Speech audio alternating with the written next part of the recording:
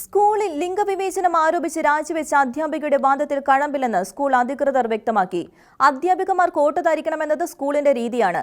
എന്നാൽ അത് അധ്യാപികയുടെ മേൽ അടിച്ചേൽപ്പിക്കാൻ ശ്രമിച്ചിട്ടില്ലെന്ന് കൊല്ലമുള്ള little flower school manager father Mathew Panakkakuzhi പറഞ്ഞു. സ്കൂളിൽ നിന്നും കോട്ട് അനുവദിച്ചിട്ടും ധരിക്കാതെ വന്നത് ശ്രദ്ധയിൽപ്പെട്ട സ്കൂൾ പ്രിൻസിപ്പൽ അധ്യാപികയോട് അതിന്റെ കാരണം ചോദിക്കുക മാത്രമാണ് ചെയ്തത്. അധ്യാപികയെ തനിയെ മാറ്റി നിർത്തിയാണ് പ്രിൻസിപ്പൽ സംസാരിച്ചത്.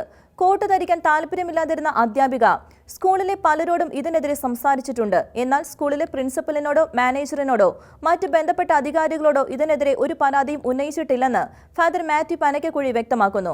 സംഭവത്തെ തുടർന്ന് പുറത്തുവന്ന വാർത്തകളെല്ലാം വ്യാജമായി കെട്ടിച്ചമച്ചതാണ്.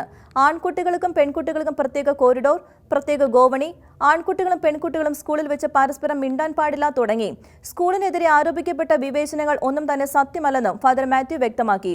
സ്കൂൾ ടോയ്ലറ്റും അതിലേക്കുള്ള കോറിഡോറുകളും മാത്രമാണ് ആൺകുട്ടികൾക്കും പെൺകുട്ടികൾക്കും വ്യത്യസ്തമായി ഉപയോഗിക്കാൻ സ്കൂളിൽ നിന്നും നിർദ്ദേശിച്ചിട്ടുള്ളത്. ആൺകുട്ടികളും പെൺകുട്ടികളും തമ്മിൽ സംസാരിക്കുന്നതിനോ ഇടപെടുന്നതിനോ ഒരു വിലക്കും സ്കൂൾ ഏർപ്പെടുത്തിയിട്ടില്ലെന്നും ഫാദർ മാത്യു പനക്കക്കുഴിയിൽ പറയുന്നു.